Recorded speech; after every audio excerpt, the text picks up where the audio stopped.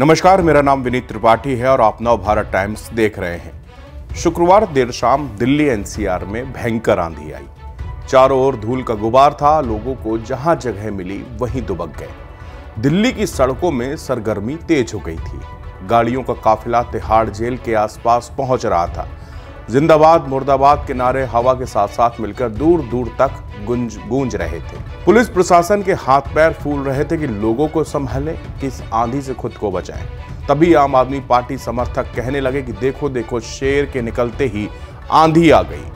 नारेबाजी के बीच केजरीवाल अपने घर पहुंचते हैं और माताजी पिताजी से आशीर्वाद लेते हैं और पत्नी बच्चों से मिलते हैं। सोशल मीडिया पर उनकी तस्वीरों और वीडियो से पूरा पटा पड़ा है।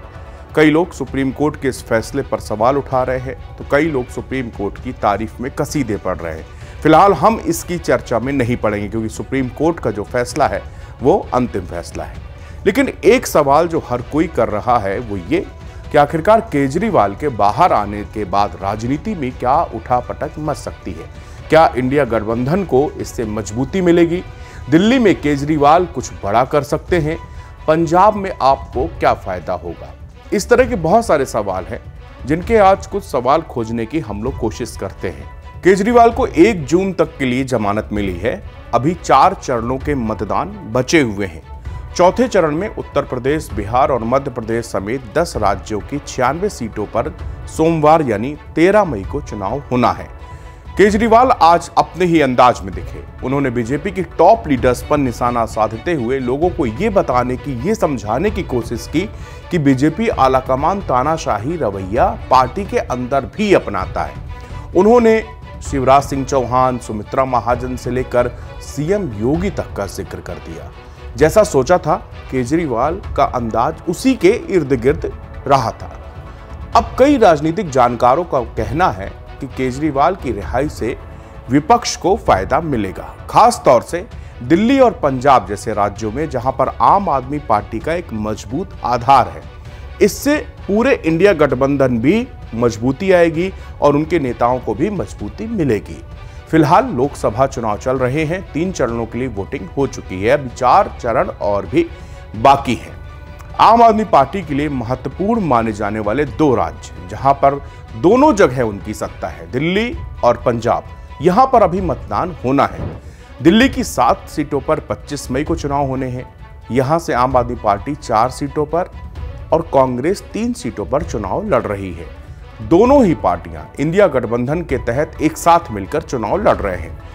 पंजाब की सभी 13 सीटों पर आम आदमी पार्टी चुनाव लड़ रही है। यहां 1 जून को मतदान है।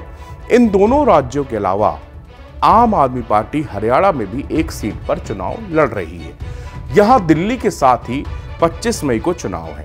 पूरे देश की बात करें तो 543 में से 285 सीटों पर वोटिंग हो चुकी है।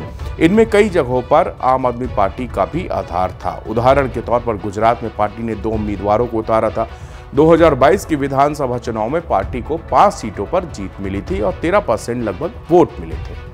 जानकारों को मानना है कि केजरीवाल की रिहाई से न सिर्फ आम आदमी पार्टी बल्कि पूरे इंडिया गठबंधन को फायदा होगा।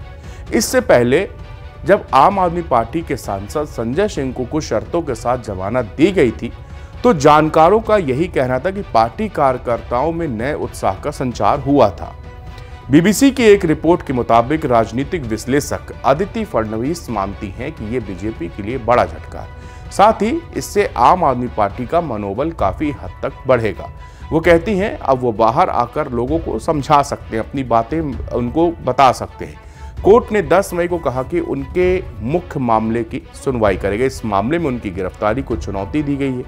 ऐसे में अगर कोर्ट ने केजरीवाल की गिरफ्तारी को अवैध पाया तो वो फिर जेल नहीं जाएंगे। हालांकि अगर ऐसा नहीं होता तो उन्हें 2 जून को तिहाड़ जेल वापस जाना पड़ेगा। कथित शराब घोटाले से जुड़े कुछ मामलों में सीबीआई और ईडी दोनों ने आरोपियों को गिरफ्तार किया है। केजरीवाल के मामले में गिरफ्तारी ईडी ने की है। अब दिल्ली की सड़कों पर आज आम आदमी पार्टी के समर्थक खूब खुशी से झूम रहे थे। आज केजरीवाल महरौली में, कृष्णानगर इलाके में रोड शो भी कर रहे हैं। इसके अलावा हर दिन अलग अलग केजरीवाल के प्लान बनते जा रहे हैं। अब इससे फायदा इंडिया गठबंधन को, क्योंकि इमोशनल कार्ड केजरीवाल खेलना बखूबी जानते हैं। आज जिस अंदाज में उन्होंने पहले हनुमान मंदिर के दर्शन किए, हनुमान मंदिर में दर्शन करने के बाद उन्होंने प्रेस कॉन्फ्रेंस की। प्रेस कॉन्फ्रेंस के बाद सबसे अहम उन्होंने जो कही वो बहुत ही एक मंजे हुए खिलाड़ी के तौर पर उन्होंने कहा कि जिस तरह बीजेपी ने तमाम बड़े नेताओं को साइडलाइन कर दिया, यानी कि उन्होंने कहा मध्य प्रदेश में शिवराज के चेहरे पर बीजेपी चुनाव जीतती है और बाद में वहां पर सीएम शिवराज सिंह चौहान को नहीं बनाया जाता, मोहन यादव को ले आते हैं। उसके बाद उन्होंने कहा सुमित्रा महाजन को भी इसी तरह उनके साथ भी यही किया गया। हालांकि सीएम योगी का जो जिक्र किया केजरीवाल ने, वो जरा लोगों को अटपटा लगा। सीएम केजरीवाल ने कहा कि जिस तरह से तमाम बड़े नेताओं को साइडलाइन कर दिया गया, बीजेपी अगर उत्तर प्रदेश में जीत गई तो वहां से 2 महीने के बाद, यानी कि लोकसभा चुनाव खत्म होने के बाद बीजेपी सीएम योगी को भी वहां से हटा देगी। उनके इस बयान पर सोशल मीडिया की इतनी जो क्लिप बोली थी वो काफी वायरल होने लगी और लोग कहने लगे कि आखिरकार पार्टी के अंदर आप इतनी गहनता से बीजेपी के अंदर कैसे जानते हैं, और सीएम योगी एक मजबूत नेता हैं। ऐसा नहीं है कि पार्टी उनको छेड़छाड़ करके अपने लिए एक आफत मोल कभी नहीं लेगी। हालांकि केजरीवाल ने यह जरूर इशारे में बता दिया कि किस तरह से पार्टी बीजेपी के अंदरूनी कलह भी इसमें खुलकर सामने आने लगे हैं। उन्होंने ये बताने की कोशिश करी कि ये बताइए कि प्रधानमंत्री नरेंद्र मोदी ने खुद एक नियम बनाया था कि कैसे 75 साल की उम्र के बाद बीजेपी जो है नेताओं को रिटायर कर देती है, लेकिन इसी साल पीएम मोदी भी 75 का वो आंकड़ा पार कर जाएंगे, तो फिर पीएम कौन बनेगा। उन्होंने कहा कि प्रधानमंत्री नरेंद्र मोदी अमित शाह के लिए प्रचार कर रहे हैं, यानी कि वो चाहते हैं अमित शाह देश का प्रधानमंत्री बने। इस तरह की बयानबाजी और आज जिस तरह से जिस अंदाज में केजरीवाल को दिखा है, उससे कहीं ना कहीं ये जरूर लग रहा है कि अब आगे आने वाले जो बाकी बचे 4 चरण हैं उसमें कुछ ना कुछ इम्पैक्ट खास तौर से दिल्ली और पंजाब में केजरीवाल को लेकर जरूर पड़ेगा। केजरीवाल इमोशनल कार्ड खेलेंगे, वो लोगों को बताएंगे कि जेल में उनके साथ क्या क्या हुआ। कभी पर वो ये भी मुद्दा उठा सकते हैं कि जेल में उनकी तबीयत बिगड़ी लेकिन उनको इंसुलिन नहीं दी गई।